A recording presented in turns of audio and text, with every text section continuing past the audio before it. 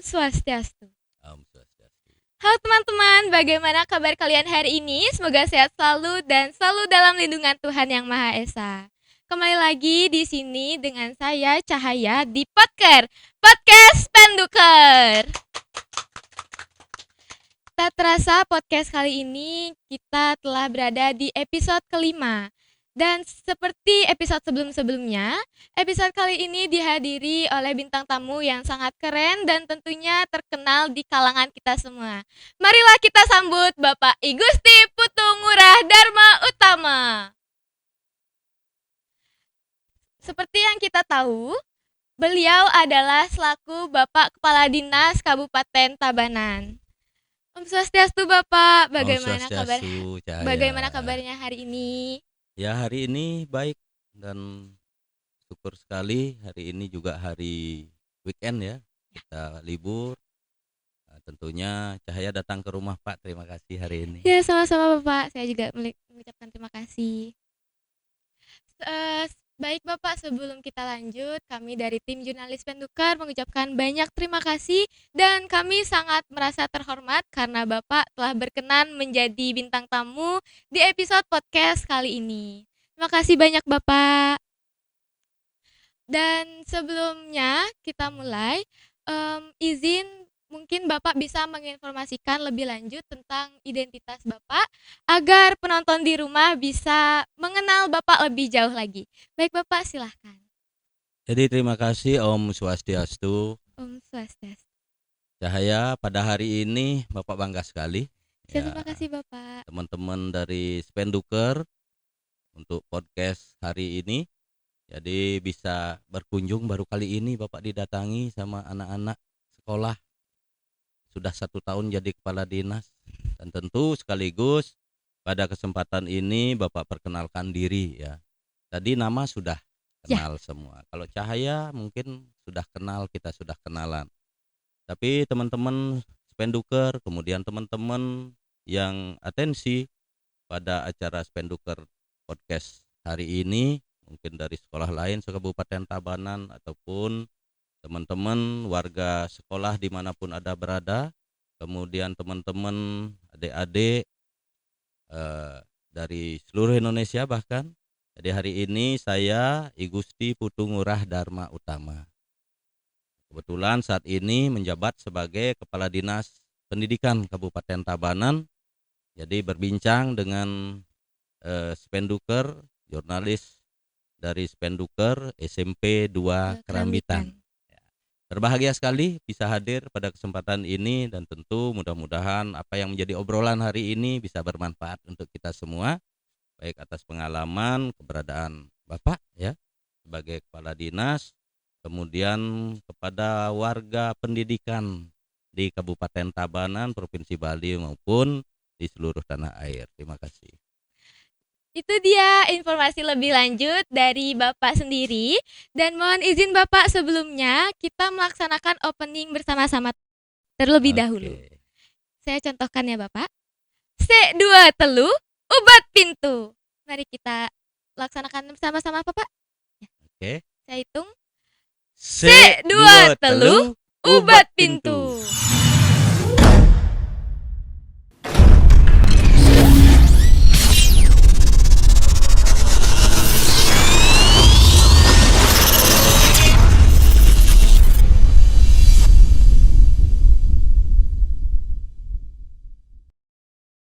Baik Bapak, sebelumnya kita akan melanjutkan podcast ke inti berikut.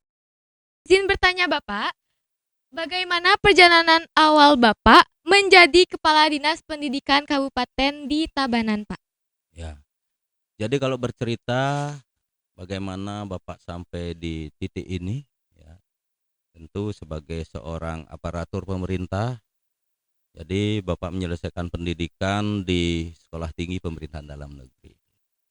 Kemudian dari sekolah, karena ini sekolah kedinasan, langsung menjadi calon pegawai negeri sipil yang ditugaskan di Sulawesi Selatan. Oh, jauh sekali ya. Jadi di Sulawesi Selatan Bapak sempat jadi lurah di situ, kemudian meniti karir hingga pada tahun 2000 ya, tahun 2000 Bapak pulang ke Bali. Pulang ke Bali sempat ditugaskan di Kecamatan Kintamani, Kabupaten Bangli. Kemudian pulang ke Tabanan ditempatkan di Baturiti, juga di Kecamatan Baturiti. Kemudian mulai meniti karir jabatan struktural ya di Sekretaris Camat di Marga. Wah, ternyata Bapak memiliki banyak Pengalaman kerja. pengalaman kerja yang banyak. Lalu bagaimana kesan Bapak ditugaskan menjadi Kepala Dinas Pendidikan Kabupaten di Tabanan, Pak? Jadi seterusnya kan belum sampai tadi Cah ya. Oh, Ya, belum sampai ke Kepala Dinas. Perjalanan sebelumnya. panjang karir Bapak sebagai aparatur sipil negara ASN ya. Dari staf, kemudian pengangkatan CPNS sampai memulai jabatan struktural di Sekretaris Camat Marga, kemudian Sekretaris Camat Kerambitan dekat Spenduker ya. Kan ada kantor camatnya itu. Iya. Kemudian dari Sekretaris Camat menjadi camat Bapak 9 tahun di Kecamatan Slemadeg Timur. Kemudian ada open bidding, kalau menjadi kepala dinas itu harus dites. Harus dites, ada proses tes, Bapak dengan nilai tertinggi, kemudian mengikuti open bidding, testing sebagai pejabat pimpinan tinggi pratama di Dinas Perhubungan. Jadi sebelum di Dinas Pendidikan, Bapak bertugas di Dinas Perhubungan kemarin. Kalau di Dinas Perhubungan mengurus transportasi jalan, mengurus ketertiban lalu lintas, kemudian mengurus juga hal-hal yang berkaitan dengan bidang perhubungan selama 2 tahun. Jadi untuk di Dinas Pendidikan sampai saat ini Bapak bertugas 1 tahun 2 bulan. Jadi baru 1 tahun 2 bulan Bapak bertugas di Dinas Pendidikan Kabupaten Tabanan, tentu atas kepercayaan penugasan dari pimpinan daerah Bapak Bupati Tabanan yang saat ini dijabat oleh Bapak Dr. Ikomang Gede Sanjaya. Begitu banyak tes yang telah Bapak lalui ya, Bapak. Mohon izin Bapak, bagaimana tanggapan Bapak mengenai kurikulum Merdeka yang baru ini dalam kegiatan pembelajaran, Pak?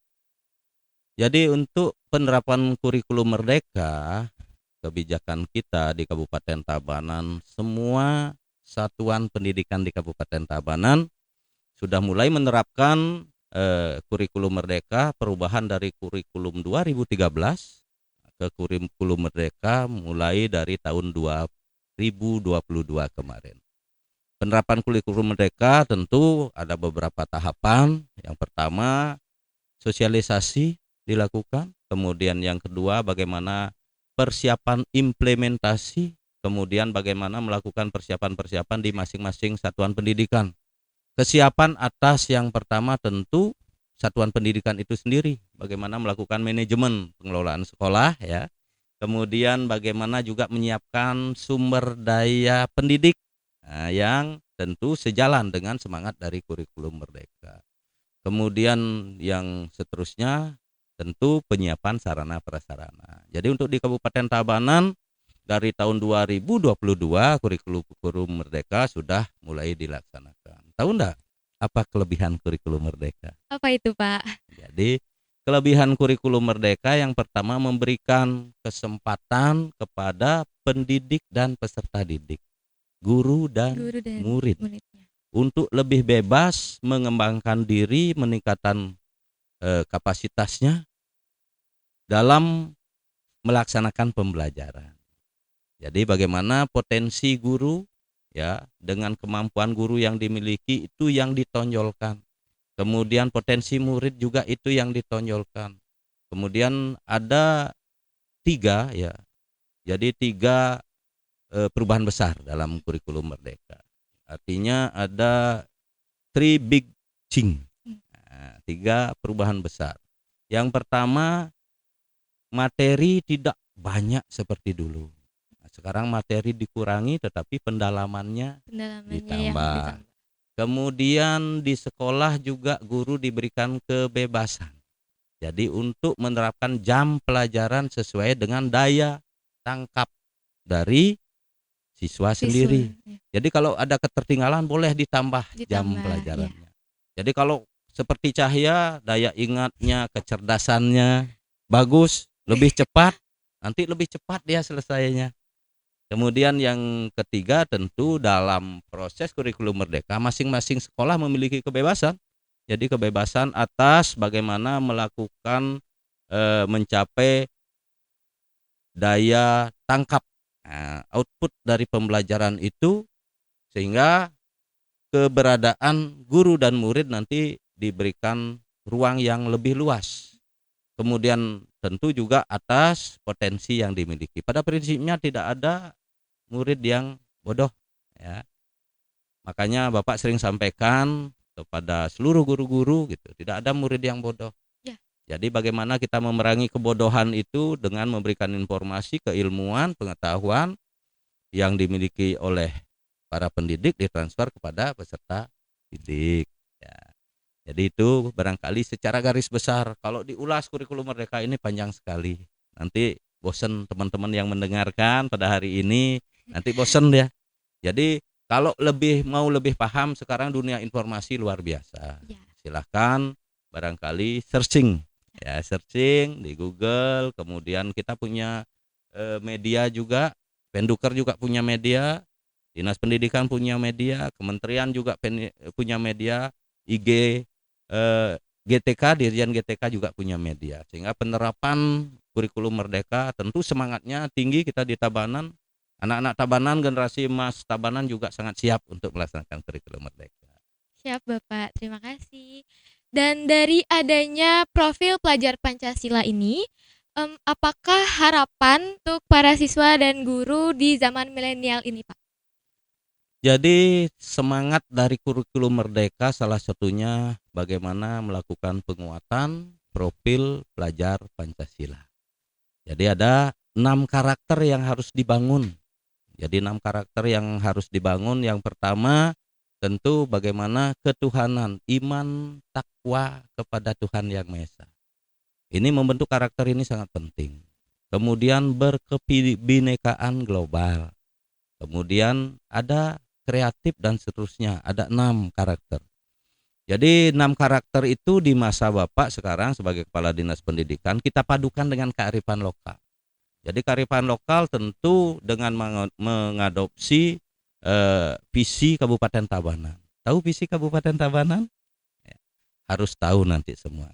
Visi Kabupaten Tabanan nangun satkerti loko Bali melalui pola pembangunan semesta berencana di Kabupaten Tabanan menuju Tabanan era baru yang aman, unggul dan madani. Sehingga ada kolaborasi di sini. Pelajar profil pelajar Pancasila, kemudian di dalamnya ada kearifan lokal, nangun satkerti loko Bali melalui Trihita Karana. Makanya kemarin Bapak membuat proyek perubahan Mutiara Pancasila. Murid unggul berbasis Trihita Karana melalui penguatan profil pelajar Pancasila. Jadi kolaborasi ini apa Trihita Karana? Nah, Trihita Karana pertama parahyangan, hubungan manusia dengan Ide Sang Yang Widiwasa, dengan Tuhan Yang Maha Esa. Jadi disambungkan dengan profil. Jadi dimensi profil Pancasila kita sambungkan sehingga berkolaborasi. Bagaimana karakter ketuhanan, karakter yang baik, yang tentu hormat kepada Yang Pencipta, itu terbangun dalam diri kita. Kemudian hubungan manusia dengan manusia. Jadi dalam sila Pancasila barangkali sila kedua, sila ketiga, sila keempat. Nah, semua itu ada hubungan antara kita sesama manusia. Bagaimana hubungan baik itu terjalin, kemudian penerapan Trihita Karana, penguatan dimensi profil pelajar Pancasila berjalan pada peserta didik kita semua. Kemudian yang terakhir hubungan manusia dengan alam. Hubungan manusia dengan alam, bagaimana membuat green school, bagaimana kecintaan kita terhadap lingkungan, bagaimana peradaban ini kita bisa pertahankan dengan kemajuan ilmu teknologi sehingga kelestarian alam terbentuk. Kemudian kasih sayang kita kepada alam, back to nature, ya, back to nature. Kemudian tentu juga sejalan dengan visi Kabupaten Tabanan yang Bapak sampaikan tadi. Baik Bapak, lalu jika boleh tahu dalam Bapak bertugas saat menjadi Kepala Pendidikan Kabupaten Tabanan ini, pencapaian apakah yang Bapak sudah peroleh? Jadi kalau capaian dalam pelaksanaan tugas tentu secara personality sebagai aparatur sipil negara, jadi kita sudah dinilai setiap tahun. Kemudian hal-hal yang bisa dilihat, dinikmati, dirasakan. Tentu penilaiannya ada di customer. Siapa customer dari Dinas Pendidikan? Cahaya salah satunya, ya. Ya. Sebagai peserta didik yang merasakan bagaimana pola pendidikan yang diterapkan. Kemudian ada customer yang lain, masyarakat. Imbas dari proses pelaksanaan pendidikan di Kabupaten Tabanan, warga pendidikan. Ada guru, kemudian ada sekolah sebagai komunitas, ada orang tua sebagai komite, kemudian ada stakeholder lain yang terkait dengan dunia pendidikan, baik secara horizontal, dinas-dinas, ada dinas sosial yang bertugas untuk bagaimana mengadopsi ataupun melaksanakan perkembangan anak. Kemudian ada dinas kesehatan juga, kemudian ada dinas-dinas yang lain seperti Bapeda, bagaimana merencanakan. Kemudian secara vertikal, ya, ada Kementerian Pendidikan, Kebudayaan, Riset dan Teknologi. Di sana juga ada penilaian melalui Balai Penjaminan Mutu Pendidikan di Provinsi Bali, kemudian melalui lembaga Balai Guru Penggerak. Nah, di situ kalau kita melihat capaian, dan tentu pada kesempatan ini juga pencapaian yang real, ya, yang secara angka bisa dilihat dalam rapor pendidikan. Rapor pendidikan itu bisa diakses di sekolah untuk melakukan evaluasi, melakukan perencanaan, bagaimana perencanaan berbasis data dilakukan atas potensi yang dimiliki sekolah. Kemudian di Dinas Pendidikan juga dilakukan evaluasi melalui rapor pendidikan. Jadi capaian itu yang pertama yang jelas pada kesempatan ini, jadi 1 tahun Bapak bertugas di Dinas Pendidikan, kemarin Bapak mendampingi Bapak Bupati ke Jakarta. Dalam penilaian pelayanan pendidikan di Kabupaten Tabanan, kita memperoleh nilai yang memuaskan 94, sehingga 10 besar nasional, ya, untuk pelayanan pendidikan kita sudah capai di Kabupaten Tabanan. Tentu atas daya dukung Cahaya dan teman-teman, ya, sebagai peserta didik, kemudian sekolah, kemudian staf Bapak secara struktural dan fungsional yang ada di Dinas Pendidikan. Yang terpenting tentu stakeholder yang lain, pemerintah daerah Kabupaten Tabanan di bawah kepemimpinan Bapak Bupati Tabanan. Siap Bapak. Dan apakah selama Bapak bertugas, adakah hal yang berkenan atau yang sangat berkesan? Jadi kesan bekerja di dunia pendidikan kalau dibandingkan karir Pak yang Pak ceritakan tadi, ya, mulai jadi lurah dulu pernah, jadi camat juga pernah, kemarin jadi kepala dinas perhubungan. Kalau dibandingkan di dunia pendidikan, tentu persoalan di pendidikan sangat kompleks. Kemudian tanggung jawab mulia dunia pendidikan. Jadi bidang kehidupan pemerintahan yang bisa menyentuh masa depan adalah di pendidikan. Sehingga dunia pendidikan tentu akan memberikan kontribusi besar terhadap masa depan kita semua, masa depan bangsa. Jadi itu tugas mulia yang menjadi tanggung jawab besar dunia pendidikan. Sehingga atas dasar itu Bapak memiliki motivasi yang tinggi bagaimana untuk meningkatkan kinerja Dinas Pendidikan. Nah, dengan kinerja yang baik Dinas Pendidikan, tentu kita berharap jadi kehidupan yang lebih baik ke depan di situ. Tentu dengan berbagai kendala, berbagai persoalan, ya, banyak sekali.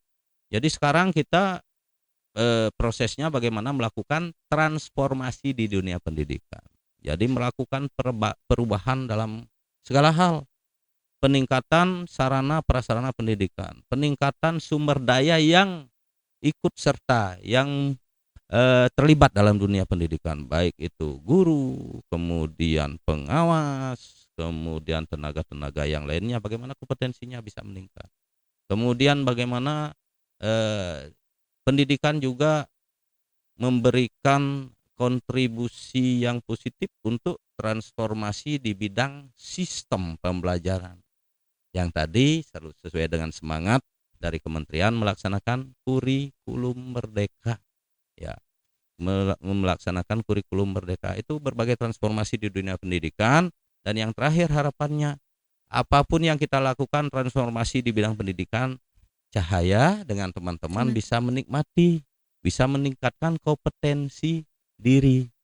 Kemudian dengan meningkatnya kompetensi diri, tentu nanti pada jenjang-jenjang berikutnya sudah siap terbentuk karakter yang cerdas, yang mampu adaptif terhadap perkembangan zaman. Kemudian juga karakter yang bisa memberikan kontribusi kepada kehidupan ini atas pilihan-pilihan, tentu berdasarkan semangat, kelebihan, talenta yang dimiliki. Ya, kalau Cahaya nanti mau jadi apa ke depan? Cita-citanya Kalau jadi apa? boleh saya ikut gini dulu Bapak. Kan saya ingin masuk ke kuliah jurusan Nah, hukum.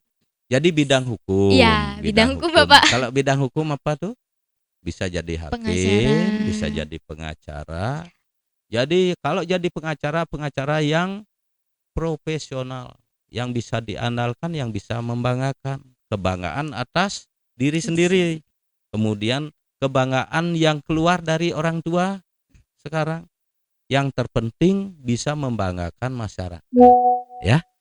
Jadi itu yang kita bangun melalui transformasi pendidikan sekarang. Dan apa visi misi Bapak pribadi ke depannya untuk sekolah-sekolah yang ada di Tabanan ini, Pak? Jadi secara pribadi sesuai dengan kapasitas jadi menjadi kepala dinas pendidikan. Jadi keberadaan sekolah sebagai satuan pendidikan di bawah dinas pendidikan tentu bisa memberikan kontribusi maksimal dalam peningkatan kualitas pendidikan di Kabupaten Tabanan. Jadi kontribusi maksimal dalam proses pembelajaran, terbangun proses pembelajaran yang efektif, yang berpihak kepada murid, suasana pembelajaran yang menyenangkan, sehingga tercipta student well-being. Apa itu student well-being? Jadi student well-being itu kemampuan dari siswa untuk melakukan pemahaman terhadap persoalan, bisa menganalisis, mendalami, kemudian memahami, kemudian mencari jalan keluar. Setiap hal ya ilmu yang diterima itu dalam kurikulum merdeka itu pendalamannya seperti itu. Jadi tidak terhenti pada hafalan. Jadi sekarang dengan kurikulum merdeka, kalau dulu kan kita menghafal Pancasila, 1, ketuhanan yang Maha Esa, 2, dan lain sebagainya sampai dengan 5, 5. keadilan sosial bagi seluruh rakyat Indonesia. Nah, kalau dulu itu hafal, ada butir-butir Pancasila dulu. Sekarang bagaimana kita memahami isinya? Ketuhanan yang Maha Esa itu maksudnya apa? Jadi kita percaya dengan Tuhan. Kita menjalankan prinsip-prinsip beragama untuk menjaga hubungan baik kita dengan Tuhan sesuai dengan prinsip tadi, Trihito Karana, Parahayangan, hubungan baik. Kita hormat kepada Tuhan dan berserah kepada Beliau dan lain sebagainya dan lain sebagainya. Sehingga karakter itu terbentuk, kemudian menjauhi, menghindari hal-hal yang buruk, sehingga dalam kehidupan bisa berbaik dan seterusnya. Kalau itu dibahas panjang sekali Cahaya. Nanti Cahaya ada waktu, barangkali kita kan sering chat kemarin ya di WA. Nah, dengan teman-teman sebagai materi nanti ketika podcast lagi, salah satunya pesan dari Pak Kades Pendidikan seperti ini. Karena waktu kita terbatas, barangkali poin-poinnya seperti itu ya.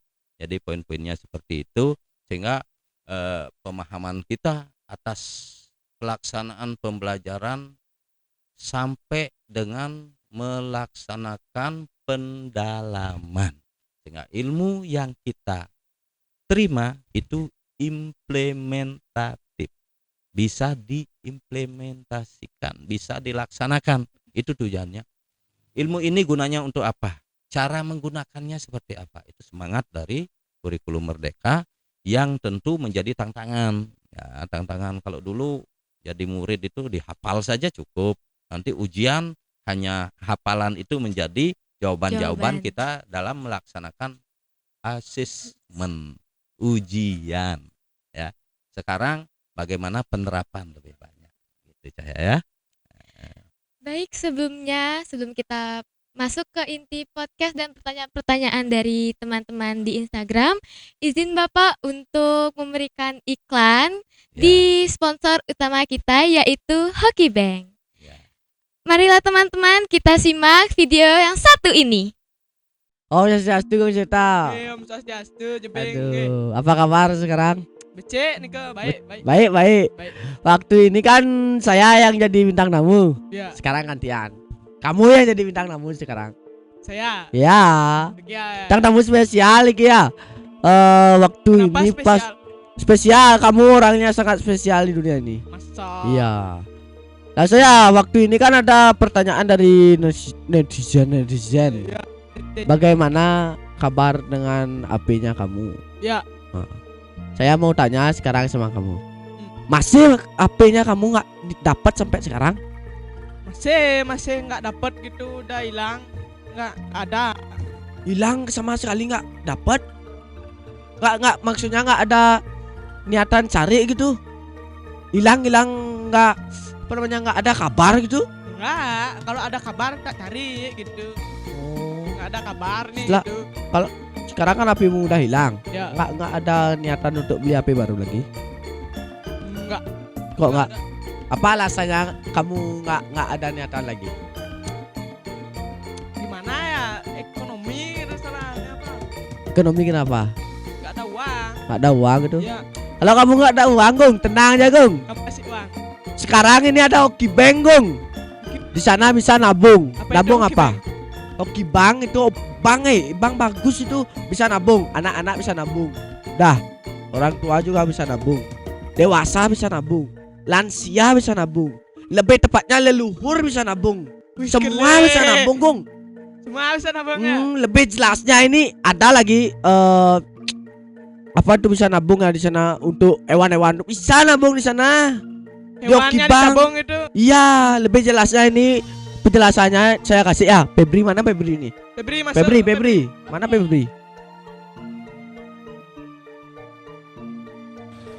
Kalian tahu nggak sih Ton? Banyak banget produk dari Hoki Bank yang bisa kalian coba. Seperti tabungan harian Hoki, tabunganku, deposito, tabungan siaga Hoki, dan juga tabungan Hokaki. Nah, kita bahas sedikit nih tentang tabungan Hokaki atau tabungan Hoki anak tunggal. Jadi, tabungan Hokaki adalah salah satu produk yang diperuntukkan untuk TK, SD, SMP, SMA, ataupun SMK dengan persyaratan yang mudah, sederhana, serta mendorong budaya menabung sejak dini. Oke teman-teman, itu tadi videonya dari sponsor kita Hoki Bank. Untuk teman-teman yang ingin menabung, jangan apa namanya, jangan cari-cari bank jauh-jauh, cari aja Hoki Bank, dijamin jos ganos. Oke teman-teman, sukses semua. Saya tutup dengan Parama Santi. Om Santi Om. Baik Bapak, kita lanjutkan podcast dengan pertanyaan-pertanyaan yang sudah dikirimkan oleh teman-teman kita di Instagram Spenduker Info. Saya bacakan pertanyaan pertama ya Bapak. Dari akun @agung_seta #podker nanya dong. Izin bertanya Pak, sesuai dengan visi dan misi Kabupaten Tabanan, menurut Bapak apakah pendidikan yang ada di Kabupaten Tabanan sudah menuju ke Tabanan era baru? Bagaimana realisasinya di lapangan? Mungkin Bapak bisa melengkapi dengan contoh. Terima Ya. kasih. Jadi semangat dari visi Kabupaten Tabanan Nangun Satkerdi Loko Bali melalui pola pembangunan semesta berencana di Kabupaten Tabanan menuju Tabanan era baru yang aman, unggul dan madani. Jadi di Tabanan kita mengamankan ataupun melaksanakan mengimplementasikan dunia pendidikan untuk capaian tabanan era baru. Jadi aman. Bagaimana pelaksanaan pendidikan bisa berjalan aman? Yang pertama, aman secara pelaksanaan yang didasarkan atas regulasi. Jadi setiap kegiatan yang dilakukan di Dinas Pendidikan tentu berdasarkan atas regulasi, aturan hukum, ya. Kemudian secara operasional, bagaimana pelaksanaan pendidikan itu aman secara operasional. Mungkin dalam transformasi sarana prasarana pendidikan, jadi pada kesempatan ini di Tabanan Era Baru kita sudah melaksanakan peningkatan sarana prasarana dan utilitas sekolah untuk keamanan pelaksanaan pendidikan di sekolah dengan melakukan rehab gedung sekolah. Kemudian menyiapkan sarana prasarana digital, ada TIK. Jadi teknologi informasi komputer untuk mendukung pembelajaran sehingga pembelajaran itu bisa dilaksanakan dengan aman. Anggaran yang cukup besar, ya, baik dari pemerintah pusat melalui Kementerian Pendidikan, Kebudayaan, Riset dan Teknologi, kemudian dana alokasi khusus Kementerian Pendidikan, Kebudayaan dan Teknologi. Kemudian bagaimana pencapaian unggul mewujudkan, menyiapkan generasi emas Tabanan yang tentu memiliki kompetensi unggul, memiliki daya saing. Nah, salah satunya ada bukti. Itu temanmu Pradnya di SMP 1 Tabanan. Kemarin juara Olimpiade. Itu salah satu bukti, ya, bahwa SDM unggul itu ada. Termasuk Cahaya pada hari ini hadir di sini juga kan memiliki kelebihan. Sudah unggul berdaya saing. Nah, kemudian di bidang keolahragaan juga, jadi kita setiap event ya kita bisa bersaing, jadi tidak ranking terakhir lah. Nah, kemarin tahun ini kan ada Porseni Jar. Nah, pada bulan Juni nanti mudah-mudahan Cahya dengan teman-teman membuktikan bahwa sumber daya unggul Tabanan bisa berkiprah di tingkat provinsi. Itu contoh-contoh capaiannya. Di luar itu tentu dengan semangat transformasi pendidikan, bagaimana perubahan kurikulum yang dilaksanakan.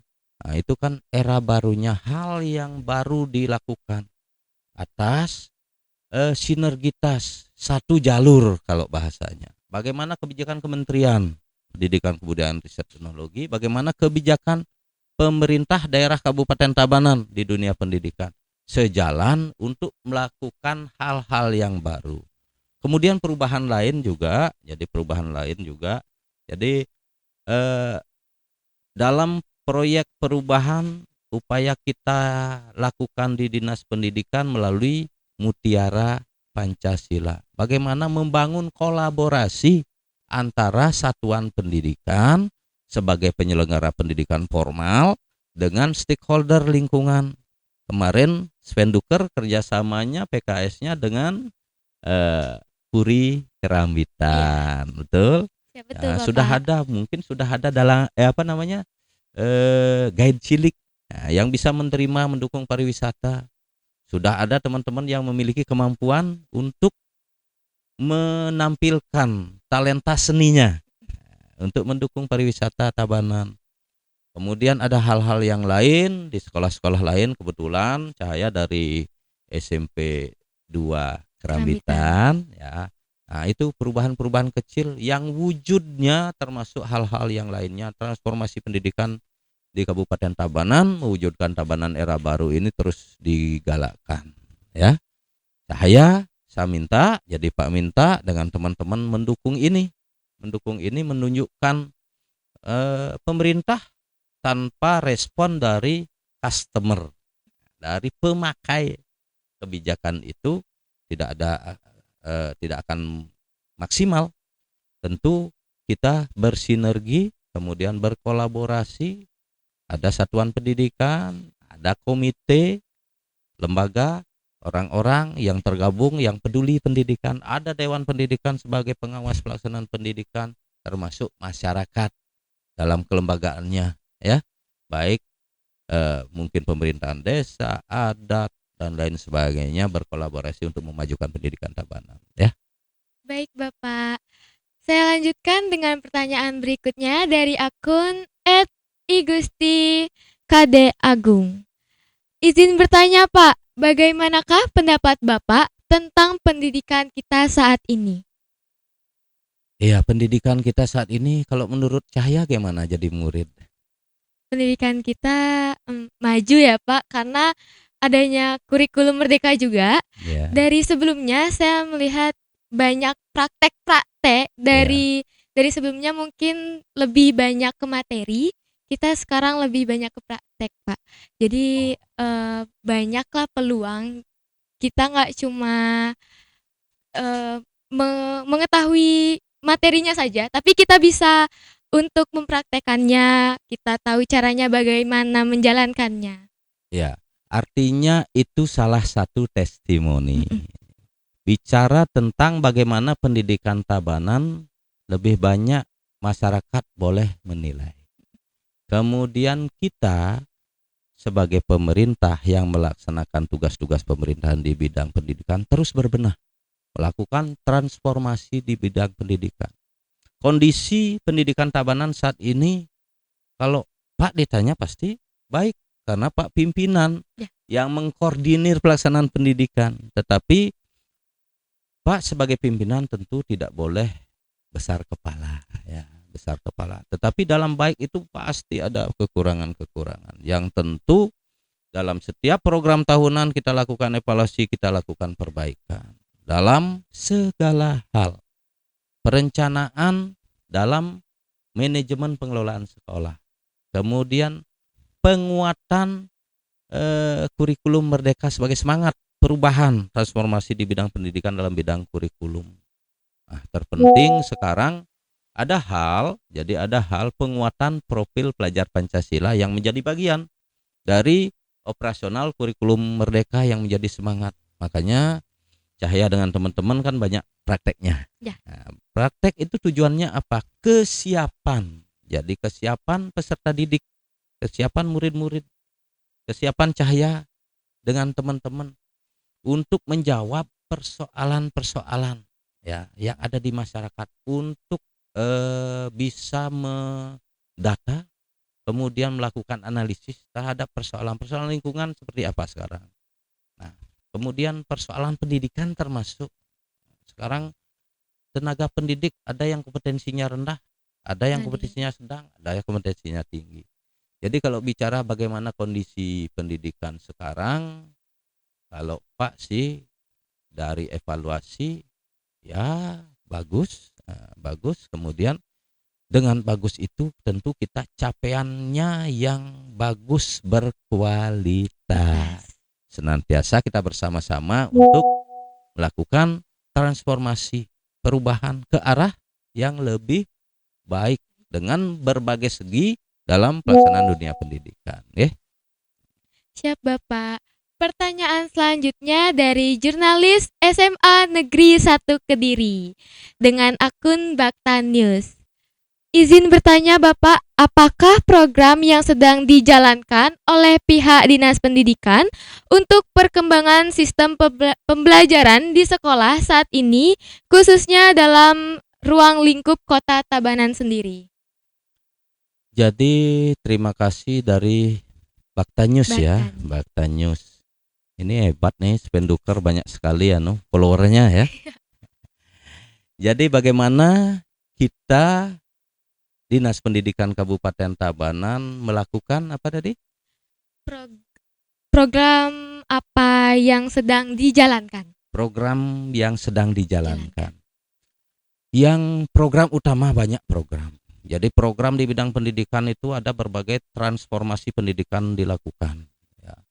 Mulai dari transformasi tenaga pendidik, sekarang ada guru-guru baru P3K, ada guru penggerak, kemudian ada sekolah penggerak, bagaimana meningkatkan kualitas.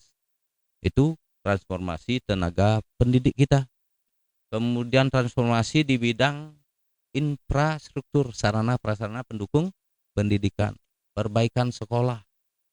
Sekolah dalam bentuk gedung, ruang kelas, sanitasi, kemudian ada juga perbaikan renovasi terkait dengan keberadaan laboratorium sekolah dan ada 14 standar yang harus dilengkapi. Nah, itu kita berbenah, kita lakukan perbaikan.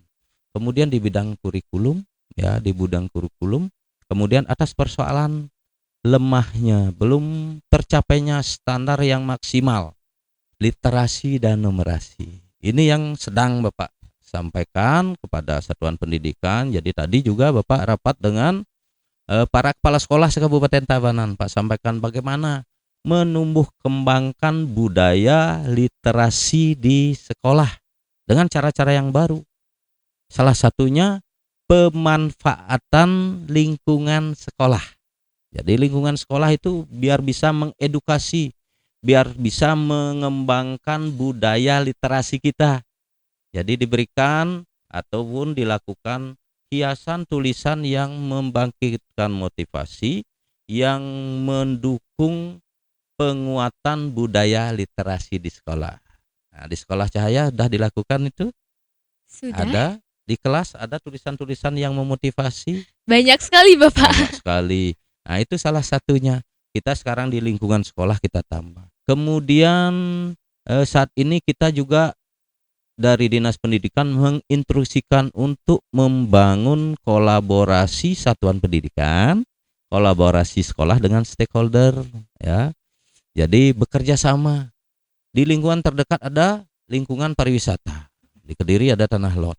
Jadi SMP yang dekat di Kediri kerjasama dia dengan pengelola Tanah Lot. Nah, di sana dilakukan penguatan literasi itu. Belajar praktek proyek P5 dilakukan bekerjasama dengan stakeholder. Sekolah yang ada dekat dengan sanggar juga kerjasama. Sehingga untuk menjaga ataupun meningkatkan kelestarian adat dan budaya sesuai semangat Nangun Satkerti Loko Bali yang digaungkan oleh Bapak Bupati Dr. Iko Manggede Sanjayo. Jadi kita mendukung visi itu. Sekolah bekerja sama dengan sanggar kesenian, mungkin belajar gamel. Kemudian di luar itu, di luar SMP ada melajah sambil mempelalian, membangun suasana menyenangkan dalam pembelajaran. Jadi nanti semua ya yang ikut program ini coba cek di sana, di YouTube kita ada Tabanan Melajah. Nah, Siap, di situ Bapak. ada video-video melajah sambil mempelalian di tingkat SD. Kemudian di tingkat SD dan SMP ada contoh pembelajaran berdiferensiasi. Jadi pembelajaran yang berpihak pada murid, pembelajaran yang menyenangkan. Itu referensi untuk pengembangan literasi dan numerasi kita di Kabupaten Tabanan dan lain sebagainya. Banyak sekali. Banyak. Banyak sekali, nggak habis kalau dibahas itu. Iya. Ya, program yang kita lakukan sekarang termasuk memanfaatkan event-event. Ntar lagi kita akan memperingati Hari Pendidikan Nasional. Nanti Cahaya salah satunya barangkali talenta output pendidikan dalam proses pembelajaran dalam bentuk lomba siswa berprestasi, lomba olimpiade. Jadi malam kreativitas anak. Kan pintar nyanyi Cahaya. Iya, Ya. Pak. Nanti nyanyi di panggung di situ. Boleh. Nah, ada beberapa Pak Deteksi itu yang memiliki talenta menyanyi. Nah, karena tahun ini juga ada kegiatan Porsenijar, kegiatan talenta nasional nanti bulan September. Nah, bulan September. Jadi talenta siswa kita akan kirim. Kemarin salah satunya dari Spenduker ada itu yang bebanyolan ya. Iya. Berangkat ke Jakarta itu kan bangga. Bangga sekali. Berangkat ke Jakarta mewakili teman-temannya. Jadi itu output. Nah, output keluaran dari proses pembelajaran. Jadi talentanya dimunculkan. Talenta itu kan kelebihan dirinya, potensi dirinya. Jadi kita dorong kebijakan Dinas Pendidikan Kabupaten Tabanan mendorong potensi murid dalam pelaksanaan pembelajaran. Kemudian yang terakhir kita kemampuannya kan tidak sama. Cahya mungkin daya tangkapnya, kecerdasannya bagus. Ada teman-teman yang kurang bagus tetapi memiliki kelebihan yang lain. Jadi kita ada program pendampingan terkait dengan ketertinggalan belajar. Jadi ada tim penguatan literasi dan numerasi baik di tingkat kabupaten maupun di tingkat satuan pendidikan. Itu tugasnya salah satunya. Jadi bagaimana menumbuh kembangkan budaya literasi dan numerasi, bagaimana menangani ketertinggalan belajar, apakah itu akibat dari personality ya.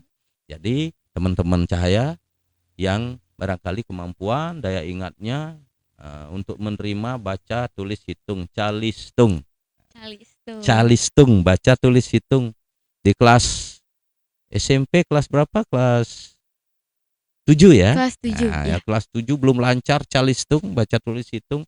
Itu ditangani oleh tim penguatan literasi dan numerasi dan lain sebagainya. Banyak. Jadi pertanyaannya cerdas. Terima kasih Spenduta News ya. Bakta, Pak. Bakta. Iya. Bakta News. Oke. Nah, mudah-mudahan jawaban Bapak nanti kalau kurang ya ditambahin, barangkali silahkan kontak langsung gitu ya. Baik, saya lanjut pertanyaannya dari akun @dena27adiputra. Izin bertanya, Pak, adakah hambatan yang sering terjadi dalam menjalankan suatu program oleh Dinas Pendidikan dan bagaimana cara Bapak dalam mengatasi hambatan tersebut? Ya, ini setiap kegiatan, program, usaha kita untuk melakukan perbaikan melalui program pasti ada hambatannya.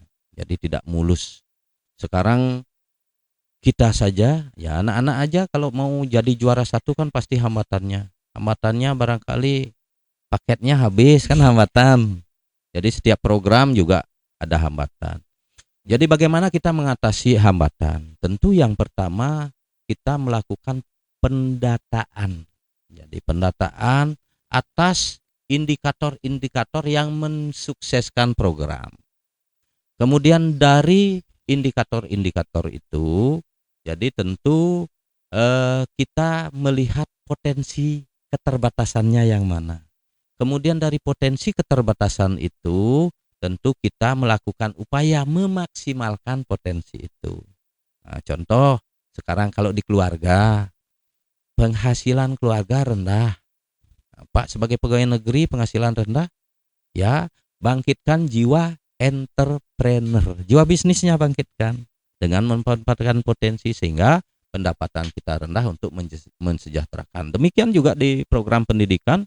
Jadi dari indikator, kemudian kelemahan indikator, mencari mengangkat potensi yang mendukung kesuksesan program, kemudian tentu juga strategi-strategi kita bagaimana program itu nantinya bisa didukung oleh berbagai pihak, berbagai stakeholder yang terkait, memanfaatkan potensi lain, kemudian tentu dengan upaya itu jadi apa yang kita programkan bisa bernilai maksimal, bisa dilakukan dengan maksimal baik dalam kecepatan akselerasi, nilai manfaat yang dibuat oleh program, kemudian kesuksesan program itu. Ini bahasanya agak tinggi ya. Nanti Cahaya kalau sudah pintar pasti bisa menganalisis itu. Lakukan analisis dengan baik, diagnosa program itu, kemudian potensinya dimaksimalkan, cari potensi dan daya dukung. Ada istilahnya kalau dianalisis itu analisis SWOT. Analisis SWOT, bagaimana kita memaksimalkan kelebihan, bagaimana kita mengurangi kelemahan, bagaimana kita mengorganize ya persoalan-persoalan, kemudian bagaimana tingkat resiko. Jadi tingkat resiko kalau ini tidak dilaksanakan akibatnya fatal apa enggak? Nah, kalau tidak dilaksanakan, kalau fatal kita hindari hal yang fatal yang bisa menghambat. Gitu. Ya.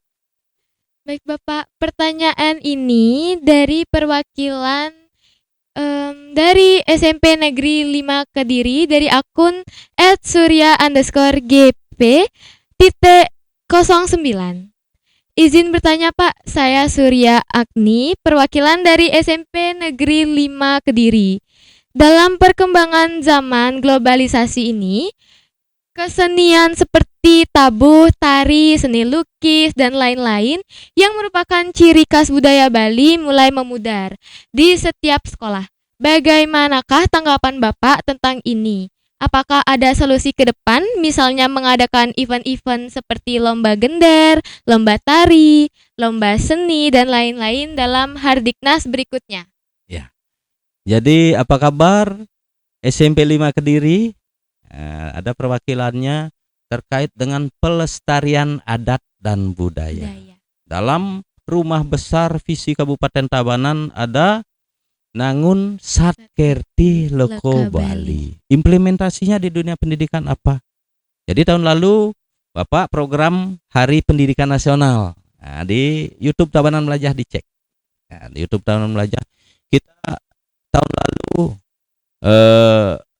ada lomba dalang cilik, lomba gender mungkin menyusul. Kemudian tentu juga program yang kita lakukan tadi saya sampaikan. Jadi pola program kolaboratif satuan pendidikan dengan stakeholder, mungkin di bidang adat dan budaya dengan desa Pekraman, dengan desa adat, dengan sanggar. Implementasinya seperti apa? Jadi sekarang penguatan bahasa Bali, penguatan bahasa Bali sebagai bahasa ibu. Kemudian implementasi yang lain seperti apa? Hardiknas sebentar lagi. Hardiknas nanti mungkin budaya-budaya lokal, budaya Hindu, budaya Bali, itu kita tampilkan, bahkan kita lombakan. Jadi pertanyaan dan juga sarannya tetap kita perhatikan, tetap dalam koridor Nangun Satkerti Loko Bali, mengedepankan kearifan lokal, menjaga kelestarian adat dan budaya itu menjadi tugas dari dunia pendidikan Kabupaten Tabanan sesuai dengan visi Kabupaten Tabanan yang ada. Implementasinya dalam setiap event. Bulan Bung Karno, sebentar lagi. Jadi ada lomba cerdas cermat bahasa Bali. Kemarin ada lomba bebanyolan, ada lomba mece cimpedan. Jadi dalam Hardiknas nanti tunggu tanggal mainnya ya, tunggu tanggal mainnya. Jadi yang pintar menari, pintar menyanyi, pintar megender, yang tadi kita adopsi secara bertahap, tentu kita akan kedepankan, dan tentu instruksi kemudian upaya-upaya dari Dinas Pendidikan untuk mempertahankan itu di masing-masing satuan pendidikan, masing-masing sekolah tetap kita lakukan ya. Baik, ini pertanyaan selanjutnya dari akun @micfight. Izin bertanya Bapak, bagaimana penggunaan dana BOS untuk kegiatan pendukung siswa, misalnya kegiatan yang harus dilengkapi sarana prasarana kegiatan siswa dan pendanaan lomba-lomba jika dibandingkan dengan pembiayaan di pos-pos lain. Terima kasih. Ya, ini teknis sekali. Jadi dalam biaya operasional sekolah. Jadi sekarang ada program dana BOS. Namanya kalau sekarang Bantuan Operasional Satuan Pendidikan BOSP. Itu tentu dalam penggunaannya sesuai dengan Juknis, petunjuk teknis pelaksanaan yang dikeluarkan oleh kementerian karena ini dana pusat. Kemudian memaksimalkan daya dukung. Jadi daya dukung kebermanfaatan untuk siswa siswi di sekolah. Memang tujuan dana BOS ya lebih besar dalam operasional, bagaimana efektivitas anggaran BOS dari pusat ini mendukung kegiatan-kegiatan siswa-siswi, peningkatan kapasitas, termasuk tadi apa untuk kegiatan lomba-lomba. Lomba-lomba. Jadi kegiatan lomba-lomba tentu atas persiapan dalam mengikuti lomba. Sebelum melakukan persiapan lomba, edukasi pelaksanaan pembelajaran didukung oleh anggaran. Jadi kepala sekolah sebagai penanggung jawab dana BOS membuat program setiap tahun. Jadi perencanaan berbasis data sesuai dengan visi misi sekolah. Jadi visi misi sekolah dijabarkan dalam bentuk program yang berpihak kepada anak, termasuk peningkatan kompetensi siswa, pelaksanaan lomba-lomba. Jadi dianggarkan untuk apa? Pemenuhan sarana prasarana. Nah, termasuk ini barangkali tadi nanti Pak Kepala SMP 2 Kerambitan ini kan untuk Ya, melakukan alat-alat prokes, ya. alat-alat prokes ini ditingkatkan nanti kualitasnya, jumlahnya, kemudian dianggarkan sesuai dengan kemampuan sekolah atas alokasi. Jadi alokasi itu jumlah anggaran yang diberikan oleh pemerintah, sehingga apa yang menjadi program didukung oleh sarana prasarana yang memadai untuk lomba-lomba. Jadi tentu apa kebutuhan lomba? Transportasi, edukasi, peningkatan kesiapan, kemudian daya dukung sarana prasarana. Kalau lomba nari mungkin pakaian tari dan lain sebagainya boleh. Jadi itu otoritasnya ada di penanggung jawab apa? Sekolah. Ya. Pelaksana dana BOS siapa itu? Kepala Bapak sekolah. Kepala sekolah sesuai dengan kemampuan ya. Oke. Dilanjutkan dengan pertanyaan dari akun @drix_purnawan. Saya sendiri perwakilan dari SMP Negeri 2 Marga. Ingin bertanya, di zaman sekarang banyak terjadi kasus pembulian di lingkungan sekolah. Bagaimana cara Bapak untuk mengurangi terjadinya hal tersebut? Atau mungkin Bapak bisa memberikan kami solusi tentang permasalahan tersebut? Ya. Pembulian, saya pernah dibully di sekolah. Astungkara enggak ya Pak? Wah, kan anak-anak Tabanan anak-anak baik. Iya. Kemudian Purnawan di SMP 2 Dua Marga. Marga. Jadi untuk mencegah pembulian, tentu kita dorong kepala sekolah melalui pendidik ya, melalui guru-guru kita. Jadi untuk melakukan edukasi bahwa bullying, jadi budaya membuli itu tidak bagus, mengkerdilkan mental anak-anak. Kemudian ada poster-poster anti bullying di media-media, semangat dari Kementerian Pendidikan, semangat dari pemerintah daerah Kabupaten Tabanan menghindari itu, dan tentu sosialisasi anti bullying kita lakukan melalui satuan pendidikan yang ada di Kabupaten Tabanan. Nah, termasuk juga melalui Dinas Pendidikan dalam media-media yang kita miliki. Dan kepada seluruh anak-anakku semua di Kabupaten Tabanan, jadi termasuk di Margo, mungkin ini pertanyaan dari Margo, mungkin di sana ada stop bullying. Jadi tidak ada pembulian, kemudian kita merdeka dalam melaksanakan pembelajaran. Sehingga terbentuk suasana belajar yang menyenangkan. Oke? Kita lanjutkan dengan pertanyaan dari akun @VLAFJJU. Om Swastiastu, mohon izin bertanya kepada Bapak, inovasi pembelajaran apa yang bisa diterapkan dalam mengimplementasikan kurikulum merdeka di sekolah bagi siswa dan para guru? Ya. Jadi ini sudah terjawab sebenarnya ya, ada pembelajaran berdiferensiasi. Apa pembelajaran berdiferensiasi? Pembelajaran yang tentu berpihak kepada murid. Nah, pembelajaran yang mengedepankan potensi murid, siswa-siswi. Sehingga dalam semangat kurikulum merdeka, jadi bahwa pelaksanaan pembelajaran yang klasikal sekarang Bapak wajibkan kepada seluruh sekolah 10-20% belajarnya di luar sekolah.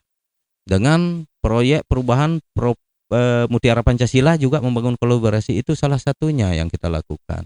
Jadi sekali-sekali lakukan pembelajaran di alam sambil bermain. Sekali-sekali kalau di tingkat di luar SMP barangkali belajar dengan pola bernyanyi. Kemudian belajar dengan kuis.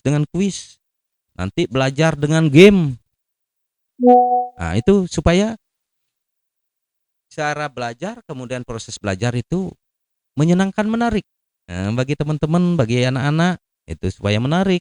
Jadi itu yang kita lakukan dan itu sudah berjalan di Kabupaten Tabanan, ya. Nah, Pertanyaan ini dari akun @febrimahayani_. Om Swastiastu, mohon izin bertanya Pak, terobosan apa yang dilakukan oleh Disdik untuk memberikan apresiasi kepada siswa berprestasi di bidang akademi ataupun non-akademi? ya.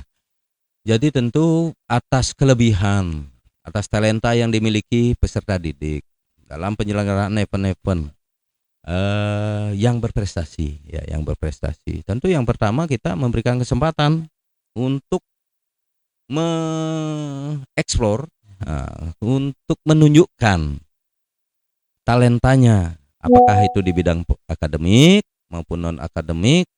Jadi dalam penyelenggaraan event-event di jenjang berikutnya yang memiliki talenta tingkat kabupaten kita ikutkan ke provinsi dan seterusnya. Nanti ketika lolos berikan kesempatan yang seluas-luasnya dengan daya dukung yang maksimal sesuai dengan potensi yang kita miliki. Kemudian bentuk apresiasi dalam event tentu ada motivasi-motivasi mungkin dalam bentuk hadiah. Kemudian motivasi mungkin dalam bentuk kemudahan untuk mengikuti jenjang pendidikan berikutnya. Kalau Cahya sekarang berprestasi kan ada nanti di penerimaan peserta didik baru PPDB. Kan ada jalur prestasi. Ya, di situ menghargai anak-anak yang memiliki prestasi. Termasuk juga penghargaan baik penghargaan secara formal maupun non formal. Apresiasi pada siswa yang berprestasi tentu yang paling tidak ternilai bagaimana apresiasi masyarakat dan keluarga. Kebanggaan itu yang utama, jadi yang kita terima sehingga dengan pujian kemudian kebanggaan dari diri kita sendiri, keluarga itu yang utama memberikan apresiasi. Dinas pendidikan pasti juga memberikan peran atas itu dengan potensi yang dimiliki. Nah, kemarin untuk siswa yang berprestasi di bidang olahraga, nah, kemarin kan di Bapak Bupati menyerahkan 2, sekian miliar terhadap atlet yang berprestasi. Jadi ada siswa juga dari SMP yang ikut petang. Ya. Nah, kan yang petang itu. Jadi jumlahnya totalnya itu 2 miliar sekian. Itu apresiasi Dinas Pendidikan, pemerintah Kabupaten Tabanan, kemudian Kepala Dinas dengan Bapak Bupati Tabanan memberikan apresiasi terhadap prestasi yang telah diraih. Nah, kalau itu non akademik, yang akademiknya kan ada sudah include dia dalam program kegiatan lomba-lomba yang dilaksanakan. Di luar itu pasti ada yang lain. Salah satunya jalur prestasi untuk penerimaan siswa baru, ya. Oke, kita lanjut ke pertanyaan berikutnya dari akun Pratnya Nina. Om Swastiastu, perkenalkan saya Niputunia Pratnyani, perwakilan OSIS SMP Negeri 2 Penabel. Ingin bertanya, bagaimana tanggapan Bapak tentang diberlakukannya kurikulum merdeka di sekolah untuk kelas 7 atau Face Day yang sudah hampir berjalan 2 semester? Terima kasih. Baik perannya ya dari SMP 2 Penebel.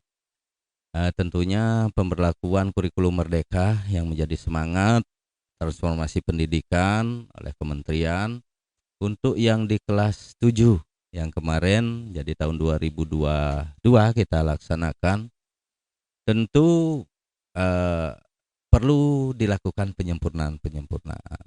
Yang namanya program baru, jadi kurikulum baru, tentunya masih ada beberapa hal yang perlu perbaikan. Dalam pelaksanaan kurikulum merdeka di tahun 2023 ini, sinergitas kita dengan satuan pendidikan, dinas pendidikan, kemudian juga semangat hal-hal terkait dengan platform Merdeka Mengajar, kemudian semangat terkait dengan kurikulum operasional yang mendukung pelaksanaan kurikulum Merdeka ini tentu terus kita sempurnakan. Jadi paling tidak Kabupaten Tabanan seluruh satuan pendidikan jadi sudah melaksanakan kurikulum Merdeka. Kemudian dalam pelaksanaan kurikulum Merdeka ini tentu setiap berakhirnya tahun ajaran kita lakukan evaluasi.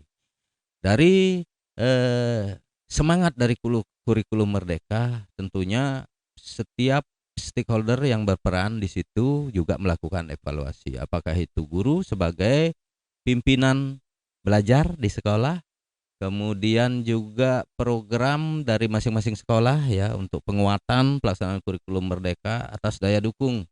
Jadi terus kita galakkan.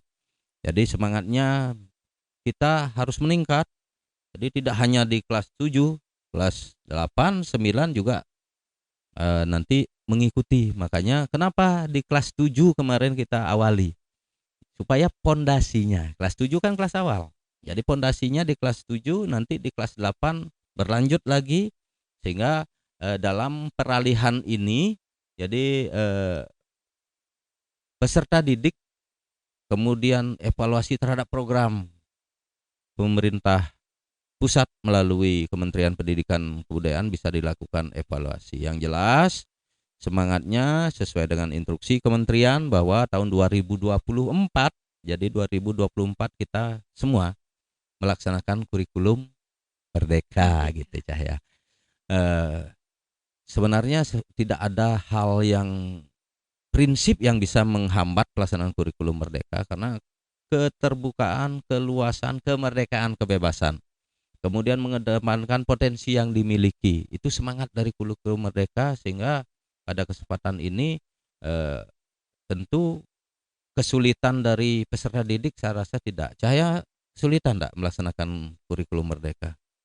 Tidak, Pak. Lebih enak kan? Iya. Ya, makanya lebih enak, lebih bebas kita, belajarnya lebih Belajar santai. lebih santai. Nah, kemudian kita tidak klasikal, tidak monoton. Ya. Ya. Kemudian ada sesi-sesi ice breaking, bagaimana membangkitkan suasana yang menyenangkan di masing-masing sekolah. Jadi kepada Pradnya di SMP 2 Penebel, pertanyaannya terima kasih dan tentunya semangat selalu untuk belajar.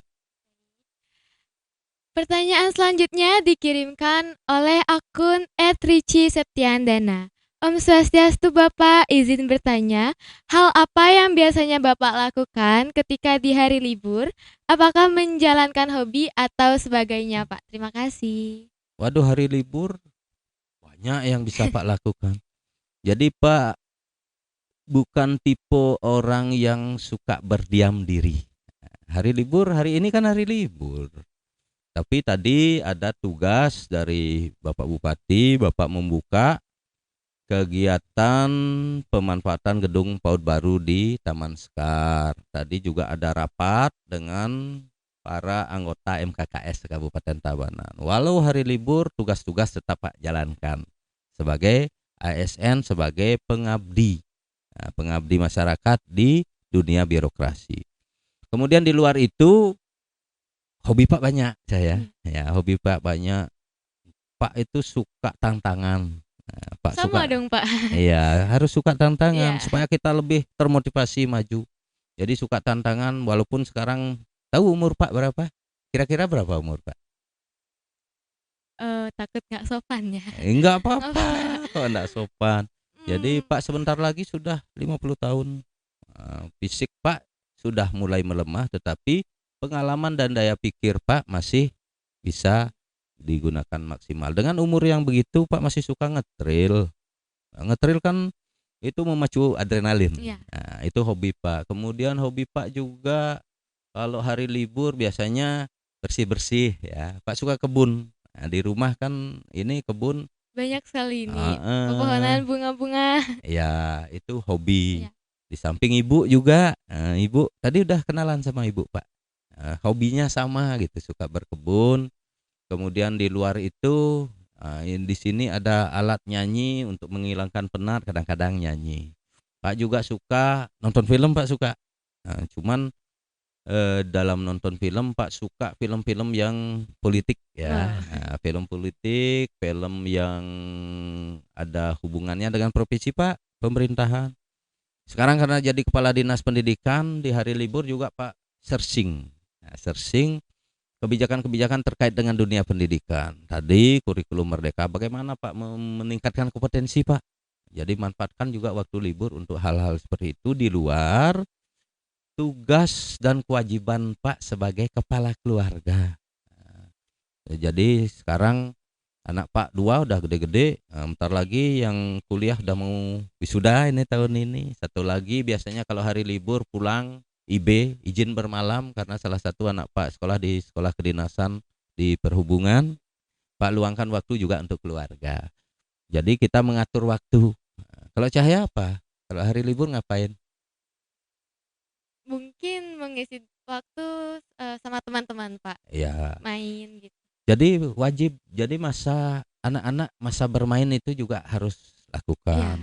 Belajar tetap, bermain tetap, kemudian pengembangan talenta di hari libur. Apa hobinya Jaya? Tentunya nyanyi. Nyanyi. Jadi hari libur mungkin belajar nyanyi. Artinya manfaatkan waktu sebaik-baiknya gitu. Itu memang pola yang Pak lakukan ya. Dan ini ada permintaan khusus dari jurnalis Penduker, yaitu berikan sepatah dua patah kata untuk tim jurnalis Penduker. Jadi yang pertama jurnalis Penduker keren tentu ya. Pada hari ini ya berkenan jadi berkunjung ke rumah Pak. Kemudian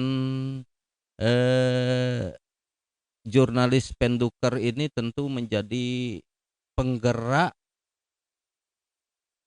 talenta dari anak-anak Tabanan, terutama di jenjang SMP ini, menjadi contoh bagaimana pengembangan potensi diri. Siapa Pak? Jadi Cahaya tadi mau jadi pengacara kan? Ya. Nah, mau jadi pengacara. Pengacara harus pintar bicara yang berdasar. Nanti kalau sudah jadi pengacara harus berdasar hukum, paham akan isi yang disampaikan. Dan tentu ini salah satu mengangkat talenta kita. Jadi anak-anakku semua, jurnalis Penduker, terima kasih ya semua sudah hadir di rumah Pak. Dan tentunya pengembangan kompetensi diri yang dilakukan melalui jalur jurnalis ini nanti mungkin ada salah satunya jadi wartawan profesional, jadi presenter yang profesional, jadi pengacara yang profesional. Jadi tentukan dari sekarang apa potensi diri kita. Apa potensi diri kita, gali dan kembangkan dari usia sekarang ya. Jadi itu barangkali pesan Pak, dan lebih lanjut nanti tentu bangun komunikasi yang baik dengan mereka-mereka yang ada hubungannya dengan potensi kita. Jadi potensi kita. Kemudian cari referensi-referensi sebanyak-banyaknya. Jadi referensi-referensi sebanyak-banyaknya. Kalau dunia jurnalis, bagaimana kita melakukan dialog? Ya, bagaimana kita membuat air muka kita ini, kemudian ketertarikan orang terhadap apa yang kita bicarakan, sehingga menjadi jurnalis itu menjadi hal yang tentu bisa menarik, dan tentu untuk pengembangan diri ke depan. Baik Bapak, kami dari tim jurnalis mengucapkan banyak terima kasih karena Bapak telah berkenan menjadi bintang tamu kali ini. Semoga Bapak dan beserta keluarga dilancarkan segala urusan dan semoga sehat selalu Bapak. Dan semoga informasi yang telah Bapak sampaikan juga berguna untuk kita siswa-siswi dan para guru di luar sana maupun di Tabanan. Dan mungkin itu dia acara podcast hari ini di episode kelima kali ini, dan jangan lupa untuk menonton podcast selanjutnya. Kami ucapkan terima kasih dan jangan lupa like, comment, share, dan subscribe. Terima like, kasih. comment, share, dan subscribe untuk podcast Penduker ya. Terima kasih semua dan terima kasih juga pemirsa. Jadi pemirsa dari peserta didik, murid-murid hebat Kabupaten Tabanan, kemudian para guru-guru hebat juga di Kabupaten Tabanan. Apa kabar semua? Hari ini saya kedatangan tim jurnalis Penduker. Ini salah satu contoh generasi emas Tabanan yang mengembangkan diri, meningkatkan kompetensi diri. Hari ini datang ya berkenan ke rumah Bapak pada hari ini. Terima kasih semua. Dan sekaligus mari bersinergi, bangun kolaborasi kuat dan simultan di dunia pendidikan. Seluruh stakeholder, baik peserta didik, kemudian pendidik, kemudian masyarakat yang memiliki kepedulian kepada pendidikan. Jadi bersatu kita bersama-sama untuk meningkatkan pendidikan di Kabupaten Tabanan. Jurnalis Penduker top. Baik, terima kasih Bapak. Om Santi Santi Santi Om. Om Santi Santi Santi Om.